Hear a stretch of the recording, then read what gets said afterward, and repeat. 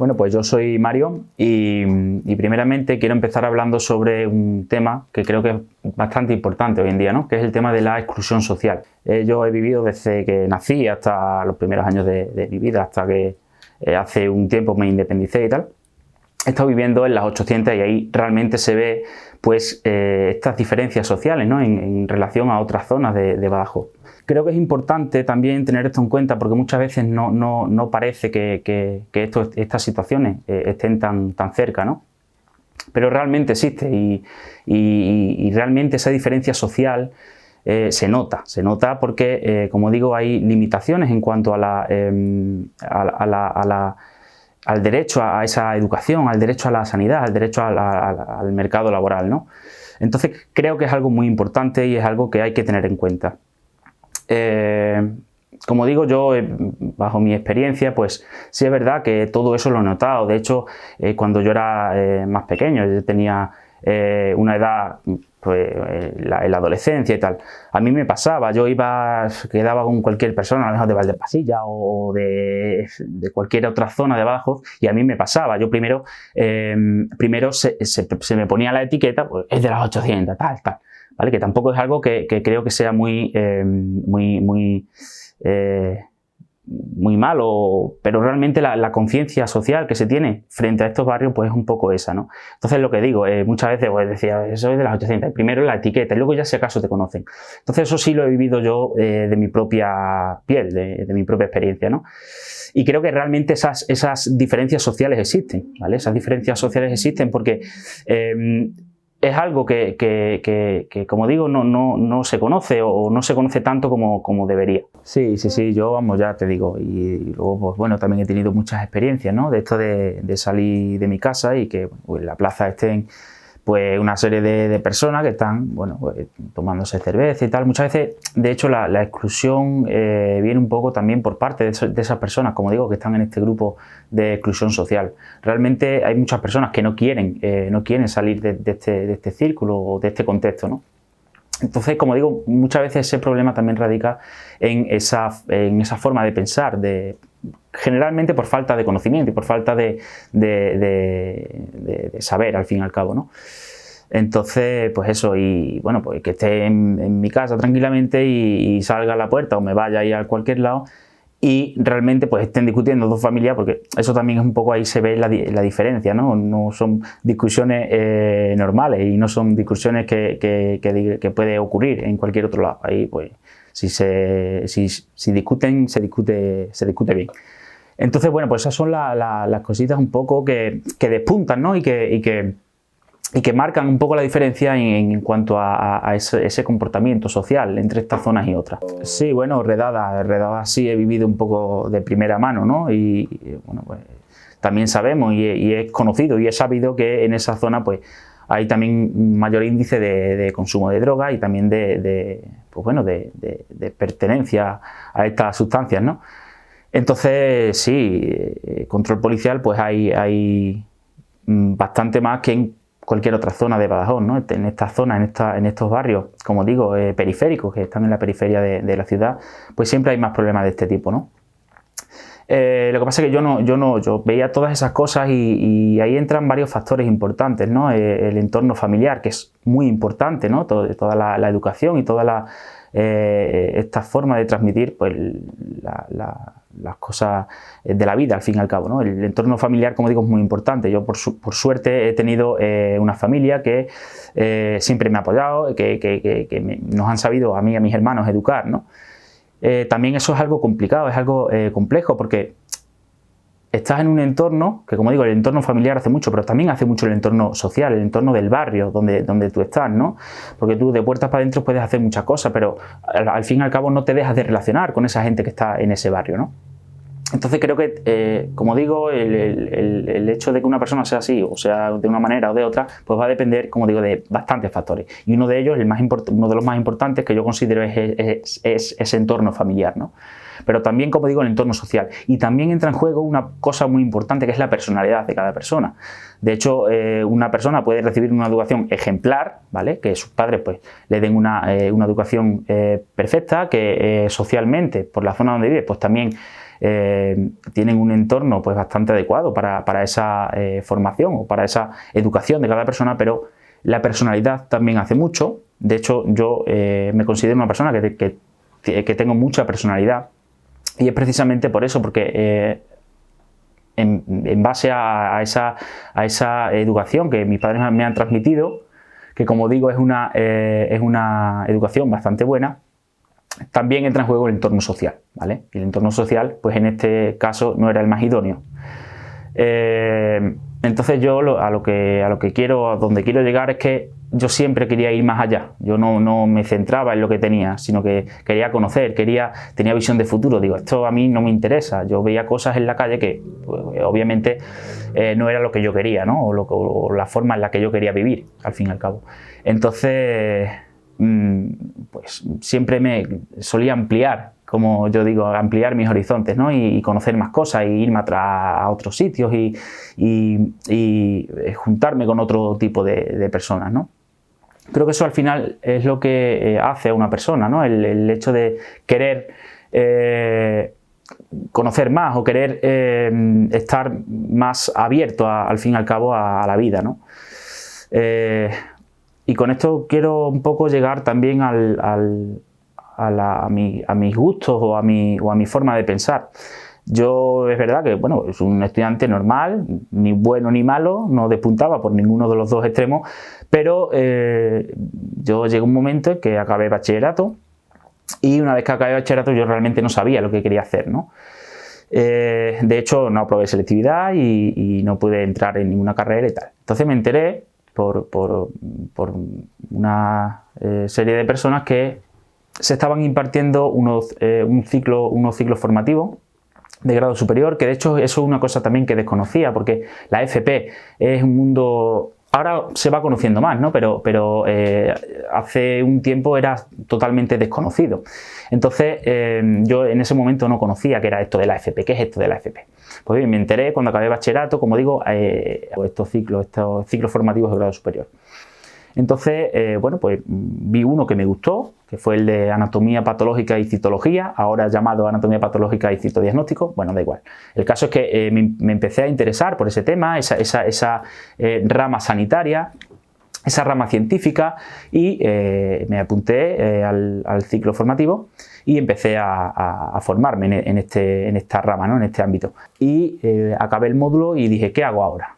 Bueno, ahí ya sí estaba más seguro de lo que iba queriendo y tal, y accedí a la carrera de biología. Y bueno, actualmente soy biólogo, soy profesor también, soy docente. De hecho, imparto clases en los ciclos formativos en anatomía patológica y en laboratorio clínico. El primero que he dicho es el que hice antes de empezar la carrera, ¿no? Entonces, bueno, a lo que voy con todo esto es que siempre he tenido como más vista, ¿no? Más visión de futuro, yo no quería quedarme encerrado, yo no quería vivir lo que yo veía realmente cuando era más pequeño, ¿no? Que era pues esa vida tan sedentaria, esa vida tan monótona al fin y al cabo, ¿no? Entonces, pues eso es un poco mi experiencia y un poco mi enfoque, y a partir de ahí pues fui abriendo mi mente, ¿vale? También una cosa que me ayudó mucho siempre fue la música, ¿vale? De hecho, esta es otra parte que quiero comentar en algún momento, y a partir de ahí también, pues eso también me abrió mucho. Yo creo que la cultura es algo principal, más incluso me atrevería a decir que la educación como tal. La cultura te abre mucho la mente, intelectualmente te va a aportar, te va a enriquecer muchísimo, ¿no? Entonces, bueno, pues eso también es una parte paralela de mi vida que me ha ayudado mucho. Ya que soy biólogo y tal, pues me gustaría un poco hablar sobre esta situación social que nos invade y en el que estamos inmersos, ¿no? Un poco la presencia o el virus como tal. Primeramente, bueno, antes de empezar a hablar con el coronavirus, que es bastante más específico, pues voy a hablar un poco de los virus, ¿no? ¿Qué son los virus? Pues los virus realmente son unos microorganismos que no se consideran seres vivos como tal, ¿vale? Una bacteria es un ser vivo, cualquier cosa que tenga vida autónoma es un ser vivo, ¿vale? En este caso, como digo, los virus no se consideran seres vivos, precisamente por esa falta de de capacidad para poder desarrollarse por sí solos. Los virus ya sabéis que necesitan un cuerpo, necesitan un organismo, una célula huésped para poder llevar a cabo sus funciones vitales, ¿vale? Sobre todo su capacidad de reproducción. Un virus necesita la presencia de un huésped para poder llevar a cabo sus funciones vitales. Virus hay muchos y hay muchos tipos de virus. Entre ellos tenemos los virus con diversas estructuras en cuanto a su material genético. Tenemos virus de ADN, tenemos virus de ARN, tenemos virus de ADN de cadena sencilla, virus de ADN de cadena doble, ¿vale? Por lo tanto, hay muchos tipos de virus.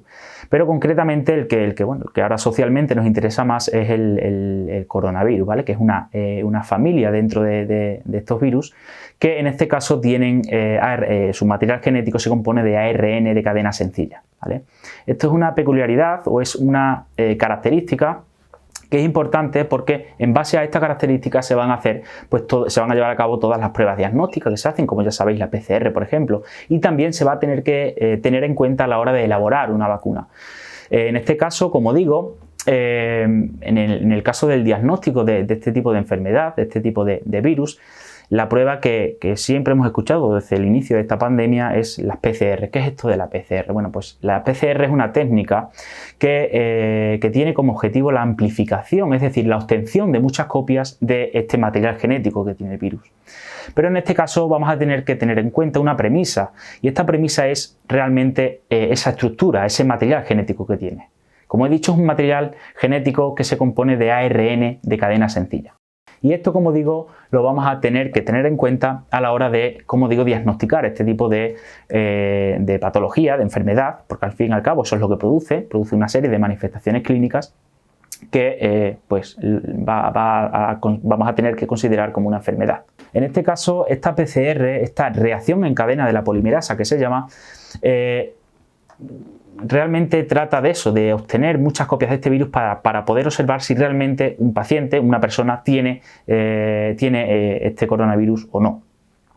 Pero presenta una peculiaridad, y es que antes de empezar con esta especificidad o con esta particularidad, tengo que decir que fisiológicamente, de manera normal y fisiológica, el proceso de este ADN, realmente de este material genético, lleva o sigue una secuencia. Primeramente, vamos a tener en el núcleo de nuestras células material genético en forma de ADN, ¿vale? Este ADN, mediante un proceso de transcripción, se va a transformar en ARN, en este caso concretamente en ARN mensajero, y este ARN mensajero es el que finalmente producirá una proteína cualquiera, ¿vale? Esta proteína pues va a tener una función u otra dependiendo de qué tipo de proteína sea.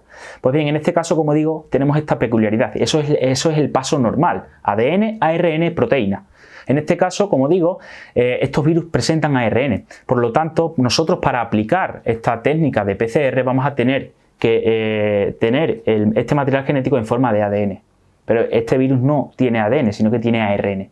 Por lo tanto, vamos a tener que pasar este ARN a ADN, ¿vale? ¿Para qué? Para poder amplificar, para poder llevar a cabo esta prueba, esta técnica de la PCR. ¿Cómo se hace esto? Pues esto se hace mediante una enzima que es la retrotranscriptasa inversa, que lo que hace es pasar este ARN a ADN. Y en este momento ya sí vamos a poder llevar a cabo esa amplificación de este material genético. En este caso, concretamente, lo que se van a hacer es adicionar una serie de marcadores que van a emitir una coloración, van a emitir una fluorescencia si realmente este material genético del virus está presente en ese paciente, ¿vale? Este es un poco el fundamento de esta prueba. En cuanto a las vacunas, pues en cuanto a las vacunas también es un poco diferente a las vacunas normales o a las vacunas estándar, a las vacunas que estamos nosotros acostumbrados a ver. Ya sabéis que lo que se hace es inocular en un organismo un microorganismo, en este caso el microorganismo que causa la enfermedad, se va a introducir en el organismo mediante la introducción de este microorganismo, pero que es inocuo, que se le ha quitado la patogenicidad, ¿vale? Pero realmente estamos metiendo el organismo vivo. En el caso de las vacunas del coronavirus, no estamos metiendo al virus, no estamos metiendo este microorganismo, sino que lo que estamos metiendo es esa secuencia, ese ARN del virus. Por lo tanto, el funcionamiento de esta vacuna también es un poco diferente. ya se están produciendo, ya se están fabricando, ya se están sintetizando estas vacunas. Y lo que quiero un poco mandar ese mensaje de esperanza, ¿no? de que bueno, yo como biólogo, como científico, pues hay que confiar plenamente en todas esas personas, en todos esos científicos que están trabajando y que están llevando a cabo la elaboración de estas vacunas, porque como digo, es algo que es necesario. También quiero decir que, bueno, pandemias hemos vivido a lo largo de la historia muchísimas, ¿vale? Pues hemos tenido la peste negra, hemos tenido la gripe española y de todas hemos salido. Lo que pasa es que eso se nos ha olvidado, ¿vale? Pero hemos vivido una serie de pandemias desde el inicio de los tiempos y todas se han ido superando. Es importante tener esto en cuenta, ¿vale? Y sobre todo para no venirnos abajo, no desmotivarnos. Realmente hay que confiar en la ciencia. De hecho, hay que abogar un poco por esa investigación y esos recursos económicos que hoy en día son tan necesarios, sobre todo para, precisamente ya lo estamos viendo, para esta investigación científica. Creo que se debería invertir más en I+D. Sabemos que en España, pues, eso es una cosita que, bueno, que un poco carece o que no está tan en auge como debería, ¿no? Pues mira, ahora en base a esto último que acabo de decir, ¿no? Esta situación de pandemia mundial que hemos estado viviendo, por desgracia, esos 3 meses de confinamiento que tuvimos, confinamiento estricto, que es lo que realmente ayudó a estas personas, a todos que estábamos confinados, ¿no? Pues realmente fue la música, y ahí ya pues me voy a meter un poco también en mi otra faceta, que forma parte también de mi vida, ¿no? Como músico también, que me considero músico, pues creo que la música es súper importante. La música es algo que reaviva el alma, ¿no? Como yo digo, es algo intrínseco, pues yo creo que vitalmente es una de las cosas más importantes, sobre todo bajo mi punto de vista, ¿no? Y por ello creo que, como digo, fue tan importante, levantó tanto el ánimo, de hecho nos unió también la música en el confinamiento. Al fin y al cabo, pues es un recurso que utilizamos para llevar a cabo, como digo, esta forma, o para vivir de alguna forma un poquito mejor, ¿no? Entonces, pues creo que también es muy importante. Yo, de hecho, un poco mis inicios de la música, pues yo no recuerdo realmente cuándo empecé a amar la música, ¿no? Porque eso, como digo, creo que es algo intrínseco y que viene de dentro y no se puede explicar. Pero bueno, un poco más profesionalmente, pues sobre los 8 o 9 años yo me apunté al conservatorio porque me gustaba mucho el piano concretamente, y estuve unos 4 o 5 añitos estudiando piano. Luego lo dejé porque, bueno, empecé con secundaria, que ya se complicaba ya un poquito más la cosa y tal, y dejé un poco aparcada, no del todo, pero sí a lo mejor más académicamente, pues la música, ¿no? Pero siempre estuvo ahí. Yo la música siempre he estado viviendo con la música y conviviendo con ella, y creo que es algo esencial, primordial.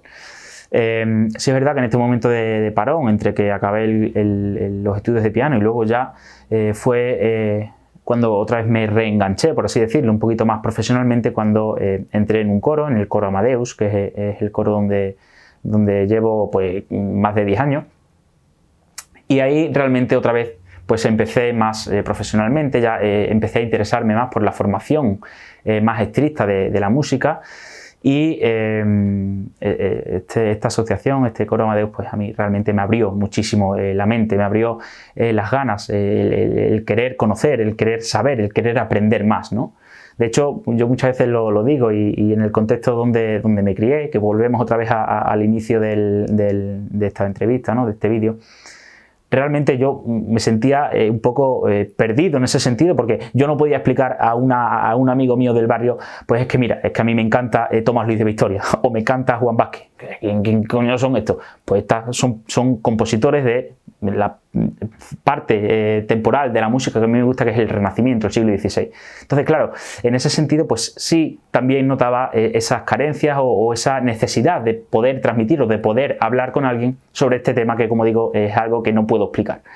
Entonces, como digo, a partir de yo entrar en el coro, pues me empecé a interesar, me empecé a querer aprender, a querer seguir formándome en la música, y unos años después de yo entrar en el coro, pues decidí presentarme a la prueba de acceso al conservatorio, que, como digo, pues hacía ya bastante tiempo, bastantes años que que no estaba, ¿no?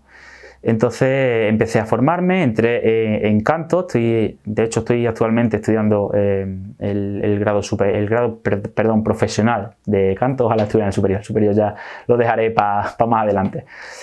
Pero actualmente pues estoy ya acabando este grado profesional en la especialidad de canto. Y como digo, es algo que siempre he tenido ahí y que siempre lo voy a tener presente, porque es algo que, como digo, no lo puedo explicar. Y algo que no se puede explicar es porque es muy bueno. Bueno, pues yo empecé como tenor, de hecho sigo siendo tenor, pero tengo un poco más la vista puesta en... A mí me encanta el mundo del contratenor, ¿no? Esa voz aguda que tienen los hombres también, ¿no? Que no solo... está la figura de la mujer soprano estándar típica, sino que dentro de las voces de hombres pues también hay una voz muy aguda. De hecho están los sopranistas, están los contratenores, que ese tema a mí la verdad es que tengo muchas ganas de cogerlo porque me encanta. En cuanto a la forma o a qué es lo que siento realmente cuando canto, sobre todo este tipo de obras que he dicho antes, ¿no? Correspondientes a esa época, a esa edad de oro que se le llama, ese renacimiento, ese siglo XVI. Eso no se puede explicar. Eso es algo que nadie lo puede entender, pero porque tampoco creo que lo puedo explicar, ¿no? Yo me pongo a escuchar una obra de Tomás Luis de Victoria, por ejemplo, que le llamaban el compositor de Dios. Eso es inexplicable, eso es algo que no se puede explicar. Me encanta, como ya he dicho, me encanta y es algo que nunca voy a dejar de practicar. Sí es verdad que tampoco quiero llevar esto a lo profesional, pero no lo quiero llevar a lo profesional o no lo quiero profesionalizar en mi caso, porque para mí es tan grande, que me ayuda a evadirme de todo cuando pues, estoy a lo mejor un poco más estresado, estoy a lo mejor un poco más tal. Entonces, por esa parte no lo quiero llevar a lo profesional. No quiero que algo que me encanta, no quiero que algo que forma parte de mi vida, pues lo tenga que tener como algo que siempre la tenga que hacer por obligación. Entonces, en ese aspecto, creo que siempre me voy a mantener un poco al margen en esa forma de llevar a cabo pues esta afición, que al fin y al cabo es lo que es, ¿no? Y una forma de vida. Y ya un poco por resumir o por a reenganchar, como yo digo, todas estas cositas que hemos estado comentando, pues un poco eso, la música para la exclusión social, pues una herramienta clave, ¿no? También hablaba una compañera, una entrevistada también por este gran proyecto que es Paradigma Social, ¿no? Por Clara Báez, que decía, Clara Báez era, ¿no? Que decía, que mencionaba la palabra artivismo. Pues esto también lo podemos un poco relacionar con estas situaciones de exclusión social que viven algunas partes de la población, ¿no? Esa forma de querer dar a conocer la situación en la que se encuentran esas personas mediante el arte, ¿no? En este caso, pues concretamente mediante la música. Creo que es algo también que tienen todas estas personas que están englobadas dentro de este grupo de población en riesgo de exclusión social, y es que precisamente tienen algo muy importante, y es esa capacidad de crear. Porque al fin y al cabo yo creo que estas personas sobre todo necesitan o están demandando esa atención, ese cariño. Entonces yo creo que estas personas, como digo, son muy artistas, ¿no? En el sentido más estricto de la palabra. Yo creo que, por lo tanto, eso sería también una solución a este tipo de problemas, ¿no? Esa utilización del arte, en este caso la música, para de alguna forma remediar esta situación de exclusión social. También, obviamente, voy a enlazar con la música con respecto al virus, que también lo está comentando antes, ¿no? Esa necesidad que tuvimos de alguna forma evadirnos y de utilizar esta música en esos meses de confinamiento, que, como digo, vino súper bien, unió a las personas, era la vía principal de comunicación y de puesta en alza de estos sentimientos sentimientos encontrados que al fin y al cabo pues nos causó esta situación, ¿no? Y bueno, ya para finalizar, pues quería hablar un poco sobre el futuro, ¿no? El futuro en cuanto a la exclusión social, el futuro en cuanto a la música, el futuro en cuanto al virus que nos está afectando hoy en día, ¿no? Y quiero sobre todo mandar ánimo a todas las personas y que luchen y que se esfuercen y que por suerte o por desgracia nadie nos regala nada en la vida y hay que trabajar. También lo que estaba comentando antes, para mí hubiera sido mucho más cómodo estar encerrado en mi casa y salir a la calle y tomarme también la cerveza en el banco de la plaza sin hacer nada, ¿no? Pero no era eso lo que quería. Yo quería, pues, evolucionar, al fin y al cabo, conocer, quería saber, quería poder explicar o poder tener unos argumentos con rigor científico entonces eso cuesta, eso no es fácil, eso nadie te lo regala. Tenemos que como personas, como seres racionales que somos, tenemos que evolucionar en ese sentido. No podemos acomodarnos en una situación en la que todo es muy fácil, esa zona de confort, eso es muy agradable, pero no va a solucionar nada, ¿vale? Con esto estoy queriendo decir que estas personas también que están dentro de estos grupos poblacionales en riesgo de exclusión social, pues que gran parte de esa situación en la que se encuentran es probablemente debido también a esa falta de interés o a esa falta de conocimiento, a esa falta de querer aprender o querer salir de ese círculo, ¿no? Tenemos la necesidad como sociedad de evolucionar y, como digo, podemos tener como referente, ya lo he dicho, la música. La música creo que es algo que abre horizontes, te abre un montón de puertas, porque no solo está el interpretar la música o el hacer música, sino el trasfondo que tiene, que es ese mensaje, ¿no? Ese mensaje social, ese mensaje cultural, ese mensaje vital al fin y al cabo. Entonces creo que es muy importante tener como referencia ciertos recursos que nos ayuden a evolucionar y a tirar para adelante. Quiero mandar ese ánimo y ese querer hacer, ese querer seguir evolucionando en todos estos aspectos, ¿no?